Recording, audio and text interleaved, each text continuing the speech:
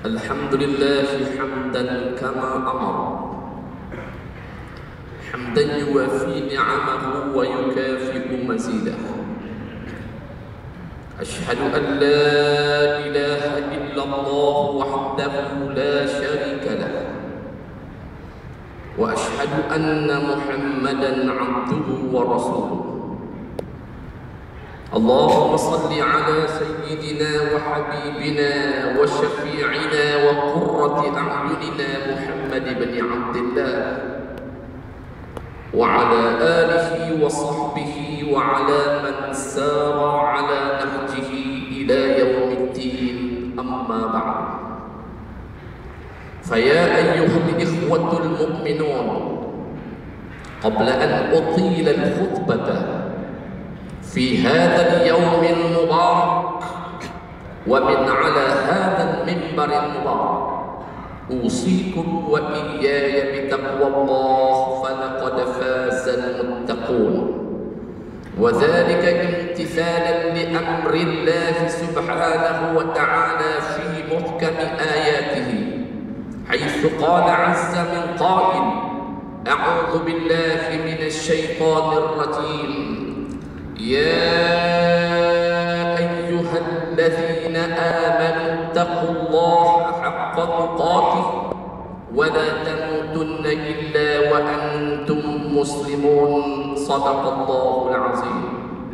Saudara-saudaraku sidang Jumaat yang dirahmati Allah sekalian, terlebih dahulu sebelum saya meneruskan ucapan khutbah Jumaat pada hari ini, daripada atas mimbar Masjid Negeri Pulau Pinang yang berkat ini, saya berpesan dan berwasiat kepada diri saya sendiri, juga kepada seluruh sidang Jumaat sekalian, daripada segenap lapisan masyarakat, bertakwalah kepada Allah Subhanahu wa Ta'ala dengan sebenar-benar takwa, iaitulah dengan cara sama-sama kita menjunjung dan melaksanakan segala titah perintah Allah.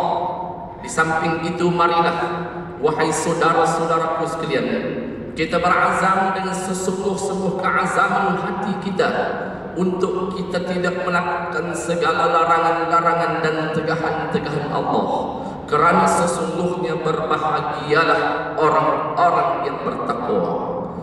Sidang Jumaat yang dikasihi sekalian, marilah pada hari Jumaat yang berkat ini, tanggal 14 Jumadil Akhir 1431 Hijrah, bersamaan 28 hari bulan Mei 2010, di rumah Allah yang mulia ini, sama-sama kita memberi perhatian dan renungan tentang firman Allah di dalam Al-Quran. Di dalam Al-Quran Allah Subhanahu wa Ta'ala berfirman: A'udzu billahi minasy syaithanir rajim. Ya أيها آمنوا إنما الخمر والميسر والأنصاب والأزلام رجس من عمل الشيطان فاجتنبوه لعلكم تفلحون. إنما يريد الشيطان أن يوقع بينكم العداوة والبغضاء في الخمر والميسر ويصدكم عن ذكر الله وعن الصلاة فهل أنتم منتهون. صدق الله العظيم. Ayat yang saya bacakan tadi ialah ayat yang ke-90 dan ayat yang ke-91 daripada surah Al-Maidah. Apakah maksud ayat yang dibacakan tadi, wahai saudara-saudaraku sekalian? Maksudnya Allah Subhanahu wa Ta'ala menyeru kita, orang-orang yang beriman seperti kita, dengan seruan dan panggilan yang penuh dengan kehormatan. Dimulai seruan ini dengan Allah berfirman: Ya ayyuhalladzina amanu, wahai orang-orang yang beriman sekalian. Setelah Allah memanggil kita, setelah Allah menyeru kita, lalu Allah Ta'ala merangkaikan ayat tersebut dengan menyatakan satu penerangan dan penegasan: Innamal khamru wal maisir wal ansab wal azlam rijsun min amali syaitan. Hanya saja, kata Allah, hanya saja arak itu dan judi itu, wal ansab dan penyembelihan untuk dipersembahkan kepada berhala-berhala, wal azlam, dan bertenung nasib, rijsun min amali syaitan, kotor, jijik, najis daripada amalan ataupun perbuatan syaitan. Fajtanibuhu la'allakum tuflihun. Maka jauhkanlah oleh kamu, wahai orang-orang yang beriman sekalian, daripada 4 perkara tersebut. Moga-moga kamu akan tergolong dalam golongan orang-orang yang berjaya.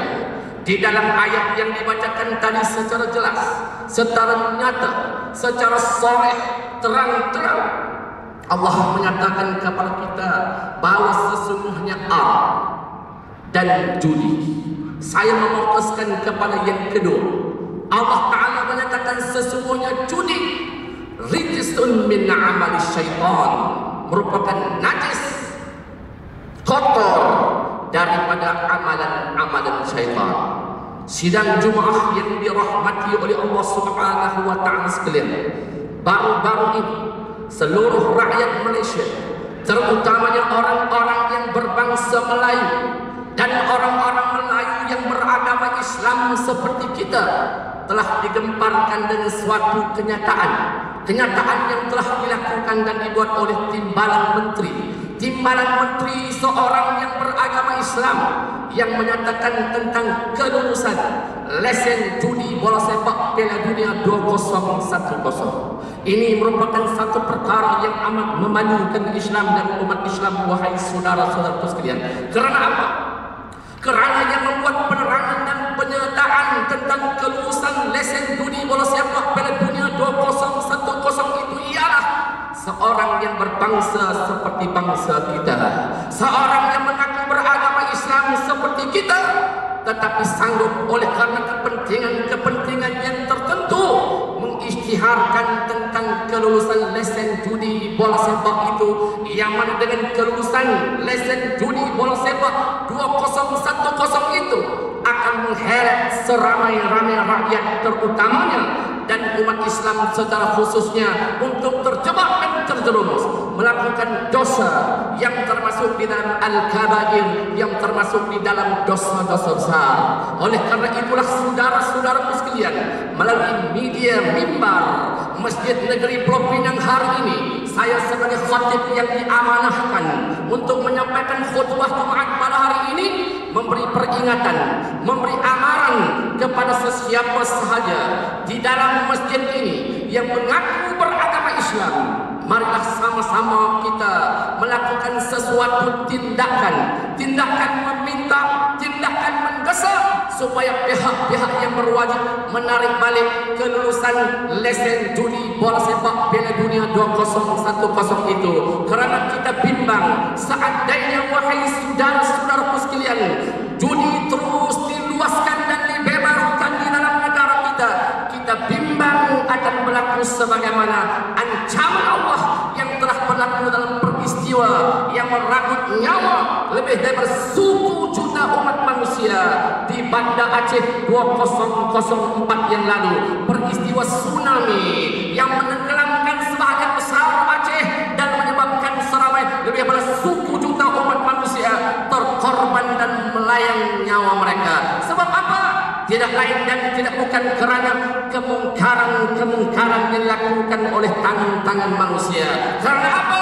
Tidak lain dan tidak bukan kerana dosa-dosa yang dilakukan oleh pemimpin yang beragama Islam, yang menarik orang lain yang beragama Islam turut melakukan dosa dan maksiat seperti mereka juga. Ini dinyatakan oleh Allah Subhanahu wa Ta'ala dalam Al-Quran. Allah memberi peringatan kepada kita. Zaharal fasadu fil barri wal bahri bima kasabat aydin nas liyudhiqahum ba'd alladhi 'amilu la'allahum yarji'un. Ayat yang ke-41 daripada surah Rum. Ayat yang dibacakan tadi, Allah memberi peringatan kepada saya, Allah memberi peringatan kepada sidang Jumaah daripada anak-anak kecil yang turut mendirikan salat dengan kita hari ini, sampailah kepada warga emas yang berusia lebih daripada 60, 70, 80 tahun. Peringatan Allah menyatakan terang-terang, zaharul fasadu fil barri, telah muncul, telah berlakulah, telah